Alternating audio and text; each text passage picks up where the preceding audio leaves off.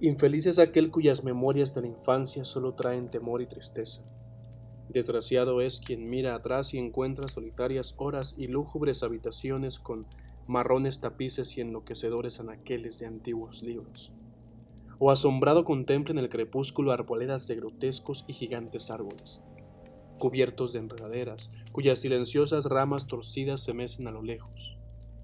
Tal suerte me otorgaron los dioses, a mí, el aturdido, el decepcionado, el estéril, el roto.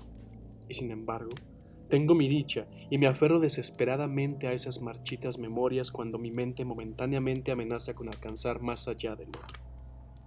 No sé dónde nací, salvo que el castillo era infinitamente viejo e infinitamente horrible, lleno de oscuros pasadizos y de elevados techos donde el ojo solo descubre telarañas y sombras.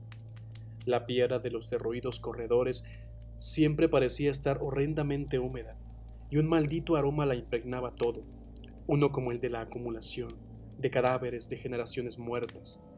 Nunca había luz, por lo que solía encender velas y mirarlas detenidamente para consolarme.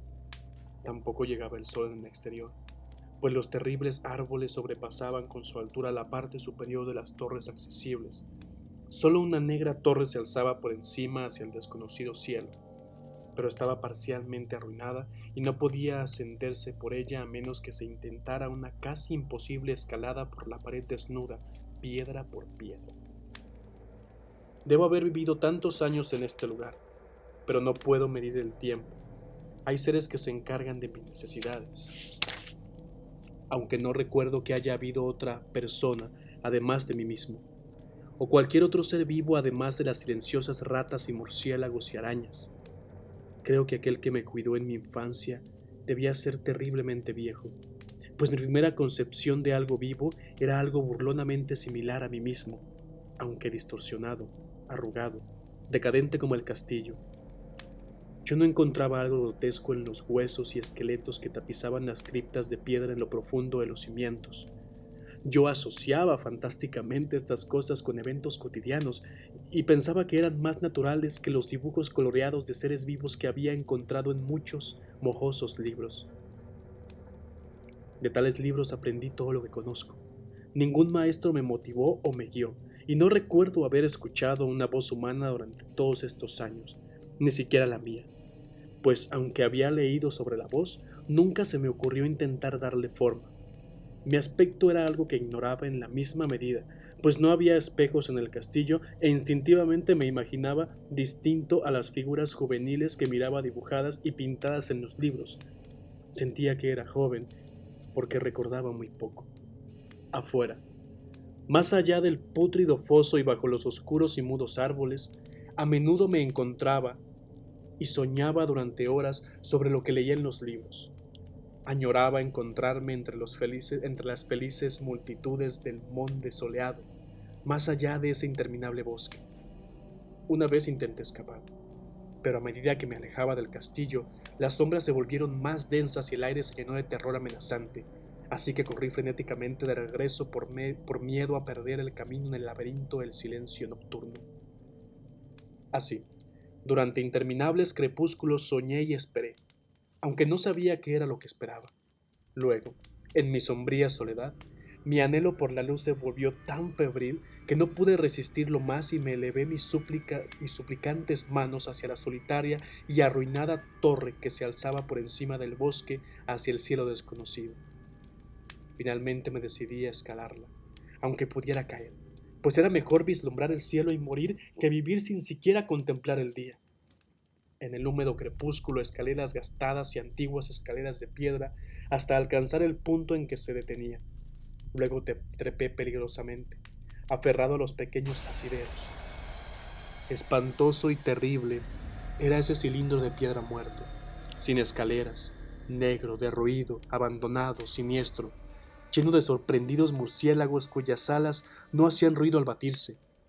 Pero era más espantosa y terrible la lentitud de mi ascenso, pues aunque escalaba, la oscuridad sobre mi cabeza no disminuía, y un nuevo escalofrío de venerable y encantado moho me saltó. Me estremecía mientras me preguntaba por qué no alcanzaba la luz y hubiera mirado hacia abajo de haberme atrevido.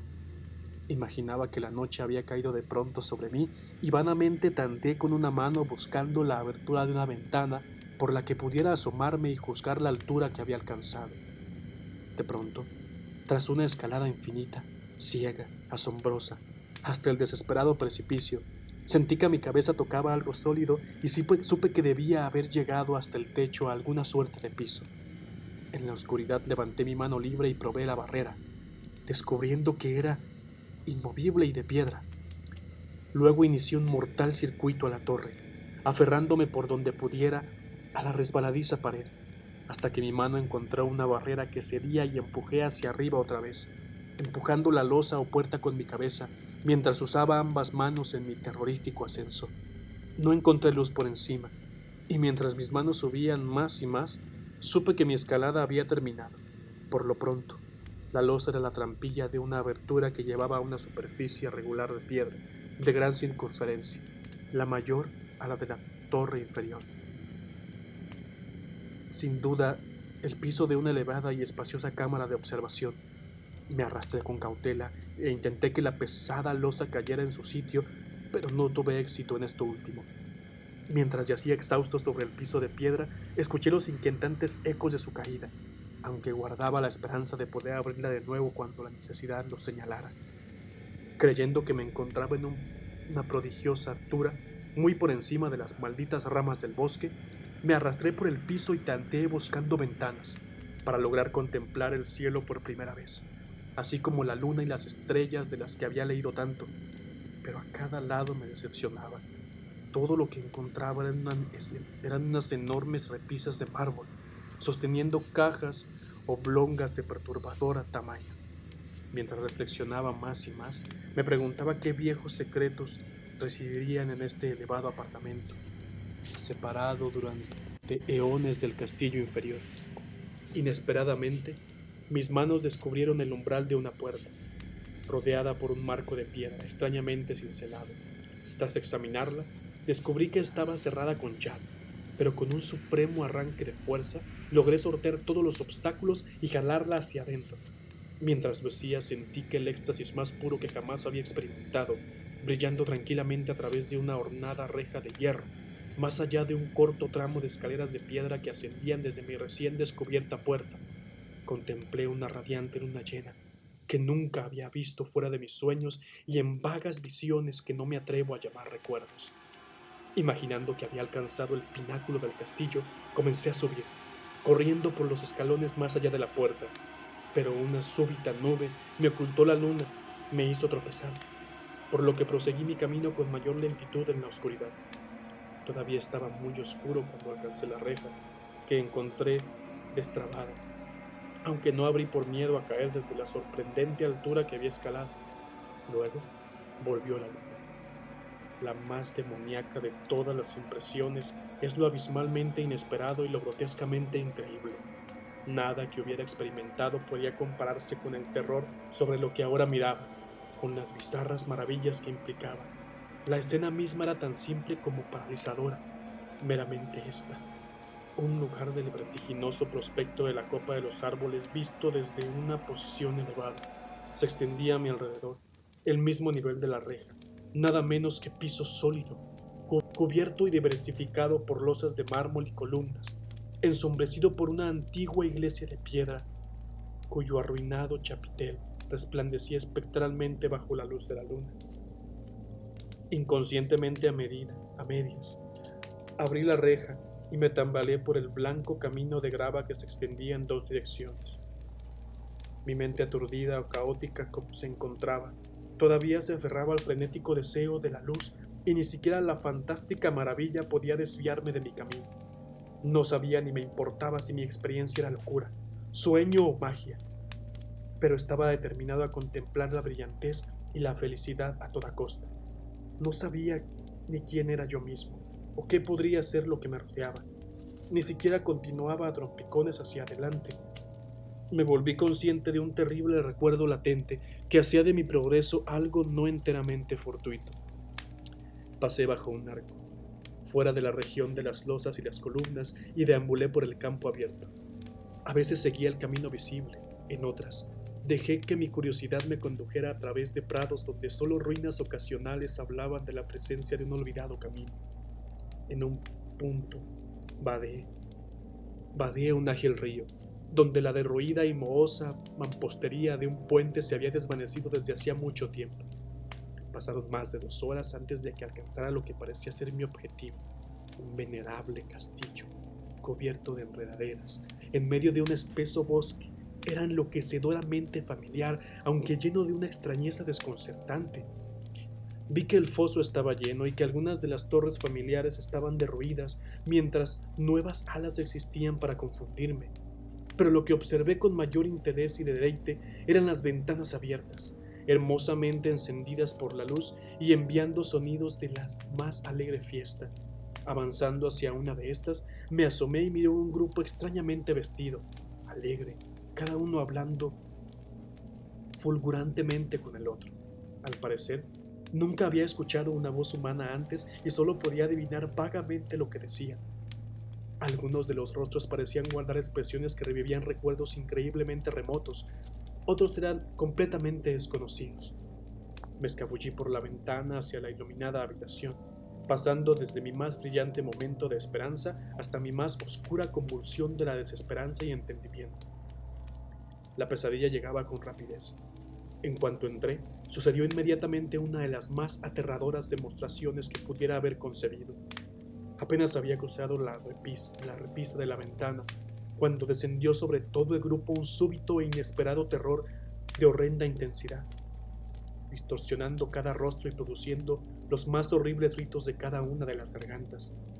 Todos huyeron, y en el clamor y el pánico, algunos cayeron desmayados y tuvieron que ser arrastrados por sus compañeros en su loca huida. Muchos cubrieron sus rostros con sus manos y corrieron a ciegas, torpemente, en su carrera para escapar, volcando muebles y tropezando contra las paredes antes de que alcanzaran alguna de las muchas puertas. Los gritos fueron ensordecedores, y mientras ahí, parado a solas y deslumbrado en el brillante apartamento, escuchando cómo se desvanecían sus ecos, me estremecí al pensar en qué podía acechar invisible cerca de mí. Después de una inspección casual, el cuarto parecía estar desierto, pero en cuanto me movía hacia una de las alcobas, creí detectar una presencia ahí, un indicio de movimiento más allá del arco dorado de una puerta que llevaba hasta una habitación similar. Mientras me aproximé al arco, comencé a percibir la presencia con mayor claridad, y luego, con el primer y último sonido que jamás proferí, una espantosa ululación que me asqueó tan profundamente como su nauseabunda causa. Contemplé en una aterradora y completa viveza la inconcebible, indescriptible e inenarrable monstruosidad que por su sencilla aparición convirtió a un alegre grupo en una estampida de fugitivos delirantes. No puedo dar siquiera una pista de cómo era, pues era un compuesto de todo lo que es sucio, extraño, desagradable, anormal y detestable. Era la macabra sombra de la decadencia, la antigüedad y la desolación, el pútrido y chorreante e idolón de una revelación dañina, la espantosa faz de todo lo que esta misericordiosa tierra siempre debe ocultar. Dios sabe que no es de este mundo, o que al menos ya no lo es, pero para mi horror, vi que en sus consumidos y demacrados contornos, mirando maliciosamente, la aberrante criatura de una figura humana y su mohoso y desinteresado atuendo fue otra innombrable cualidad que me alejó todavía más. Estaba casi paralizado, aunque no lo suficiente como para no intentar escapar débilmente. Un tumbo hacia atrás fracasó en romper el hechizo en que este innombrable y mudo monstruo que atrapaba. Mis ojos, fijos en los vidrios globos que me contemplaban, aborreciblemente los míos, se rehusaron a cerrarse, aunque misericordiosamente se nublaron y mostraron el terrible objeto difuminado después de la primera impresión. Traté de alzar mi mano para ocultar la visión, y por lo aturdidos, los nervios de mi brazo no obedecieron a mi voluntad por completo. El intento, sin embargo, fue suficiente para perturbar mi equilibrio, por lo que me tambaleé hacia adelante varios pasos para evitar la caída. Mientras lo hacía, me volví súbita y agónicamente consciente de la cercanía de ese carroñero, cuya horrenda y vacía respiración imaginaba escuchar.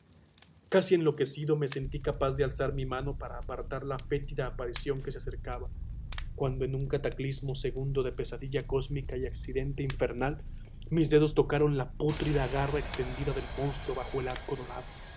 No grité, pero todos los infernales demonios necrófagos que cabalgaban el viento nocturno gritaron por mí en el mismo segundo que irrumpía en mi mente una única y fugaz avalancha de memoria que aniquila el alma.